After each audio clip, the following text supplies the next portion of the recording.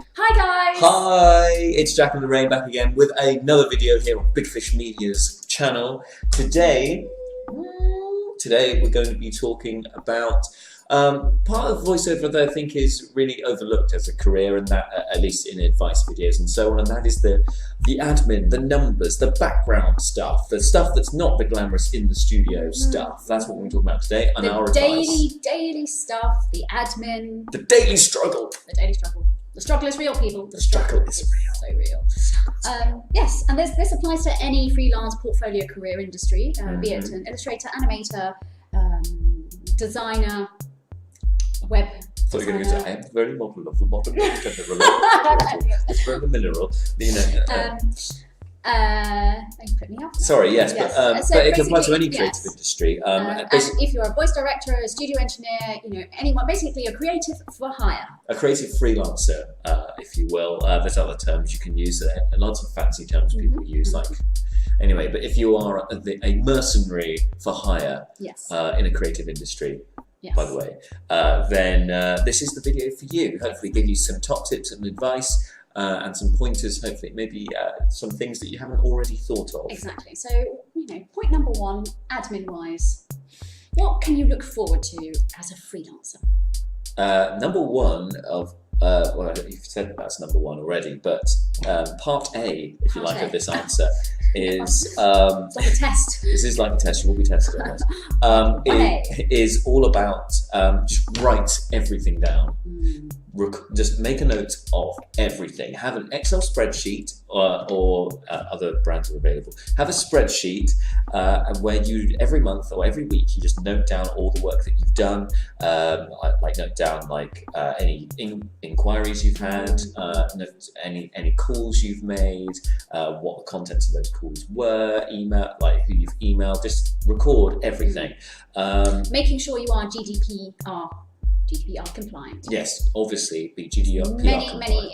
Information websites about that, and you can go and look at the ICO as well if you want further information. Yeah, and don't worry, it's not as scary as it sounds. No, it's not as scary as it sounds. But yes, so just note down everything that you've done so that you know. Like for instance, if I call up a client or a potential client and I have a conversation with somebody, I don't have a great memory, and particularly I'm not going to remember 100 clients' different conversations. So note down what the contents of that conversation was, who you talked to, what you talked about, because then when you then get back in contact with them, or they get in contact with you, then you can talk to them, you can remember what happened last time. Exactly. It's the same sort of thing when it comes down to your invoices. You invoice quickly after a job, or including it with the job when you send it off, and always make a note of this and then check it off in your bank account when it comes in, or any other payment system that you take your monies into.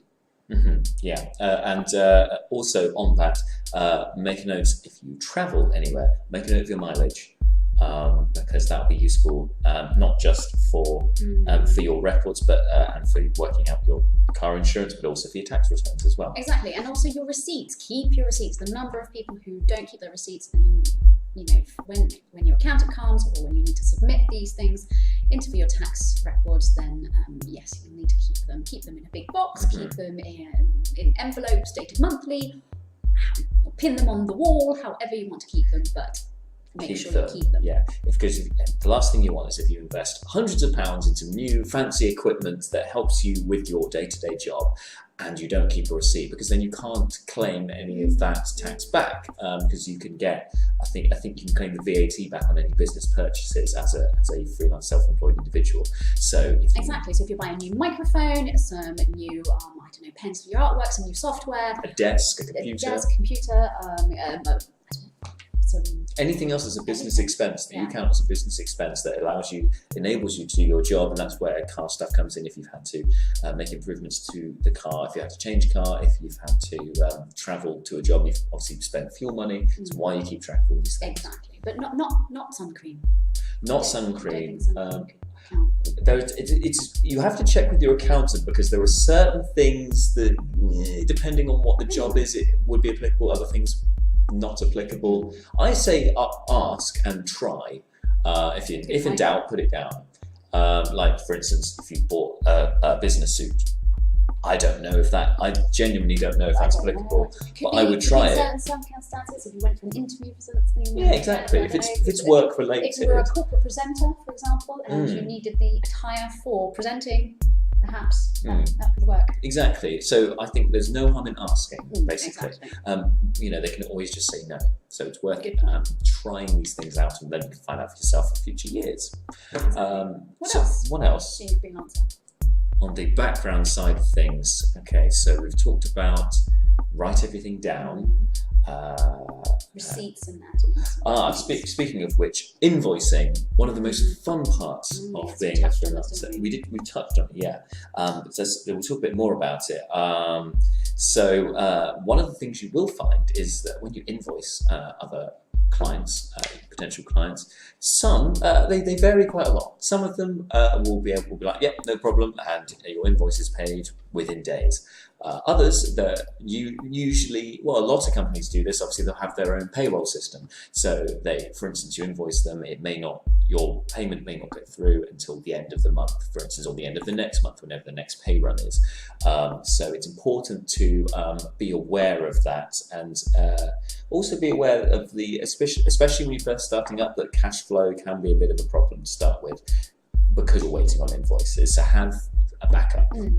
Have like a sort of safety net. A safety net, yes. Yeah. If you've got a lump sum safety net or some kind of loan of some variety, obviously make sure it's manageable. You don't want to put yourself into any debt, but be aware that when realistically starting out in this kind of career, you do need some kind of backup, some kind of safety net, because invoicing, once you get into the swing of it, it's fine. Once you're rolling and you've got getting your monthly clients and your regular stuff coming in, it will just take over. But initially, when you're starting to build up that base and you're waiting on your first invoices, you're going to have a bit of a cash deficit for a couple of months or something. Exactly. And also, I think a big part of being a freelancer is being patient, because jobs come and go, jobs are on hold, clients take their time to sign off scripts, sign off jobs, and I mean, we've both worked in creative businesses for a long time, so we're quite used to this. We're quite used to businesses saying it's urgent, and then for whatever reason it's not. It's always urgent. It's always urgent. Even when it takes months, it's urgent. Exactly. It needs to be done now, in a month's time. Yeah. But now. So I think part of that is knowing this industry. And freelancing isn't for everyone. It really does take a leap of faith, and it doesn't suit everyone, which is absolutely fine. And you have to go into this with eyes wide open, really. Yeah. It is a fly by the seat of your pants type of thing. Yeah, especially to start off with, there is a risk involved. I think that's the whole comes back to the statistic. I think that it's 96% or something, 99% of new businesses fail. Being a freelancer isn't quite like starting your own business, but there's some similarities, because it's less likely to fail being a freelancer because the main skill you're supplying is yourself, and that doesn't cost anything. Like what you've got up there, it may have cost to attain, but it doesn't cost to give it out. So you won't have that cost like new businesses have a lot more overheads. For instance, you're providing a person rather than providing a product that needs manufacturing or something. But yes, it's not for everyone. And if you do it, and I hope you do from watching this video, then just be aware that, like I say, go in eyes wide open. There are risks involved, but the ends justify the means, I think is. If that's what you want to do, and that's what makes you happy. And there's a good old statistic where I think it's something like 80% of the time you're investing in yourself and your business, and then 20% of the time you will actually be doing the job itself. So it's understanding that ratio, understanding that lifestyle, and being happy with it enough for you to want to work in it. Mm-hmm. Yeah, exactly. Well, nicely put. So we love our statistics, as you can probably tell. Yes, did you know 75% of statistics are all made up? I thought it was 40% of statistics are wrong. But that could also be true. That could be true. Could be wrong. Who knows? So anyway, what else is there for background stuff of being a freelancer, being self-employed? What else is there? I think to enjoy it, I mean, you really have to enjoy it, because there will be very many peaks and there'll be very many troughs, and this comes down to, this has to be a passion of yours, and acknowledge that this is a marathon and not a sprint. And how many other cliches can I? Let me just stop you there on the cliches. Well, no, like I say, it is a lot of fun, and actually, if you've just got an interest, have no interest at all in the background side of being a freelancer, working under your own steam, being in charge of your own destiny, then maybe it isn't for you. Maybe what you want to do is more like an employed job and have somebody else telling you what to do. Maybe that's what you want to do. That's horses for courses. Horses for courses. But I, for one, have found being freelance, I've actually really enjoyed and found it almost liberating in a lot of senses, that because I am sort of the MD of my own company, the company being me. Control of your destiny. Control of my destiny.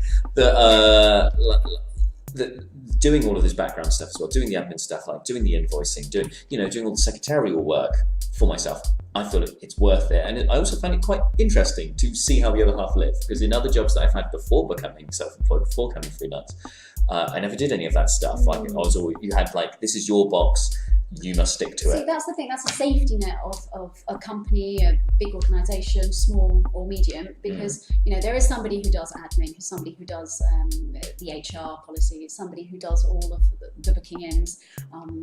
Everything kind of runs a little bit more seamlessly.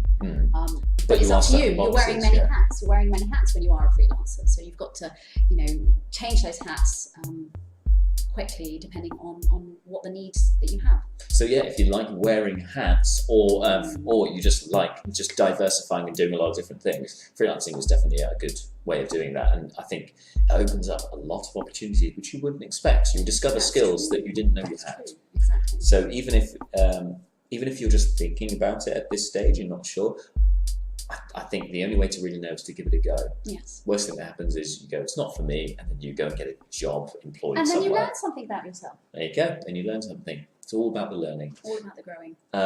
I think that pretty much covers it. Yes, I think so. That was a good starter video on. I'm sure we'll revisit this topic at some point, because there is so much to it, and obviously we've just begun unpicking it. Yes, we scratched the surface, to throw another cliche out there. So yeah, anyway, until the next video. Cliche bingo.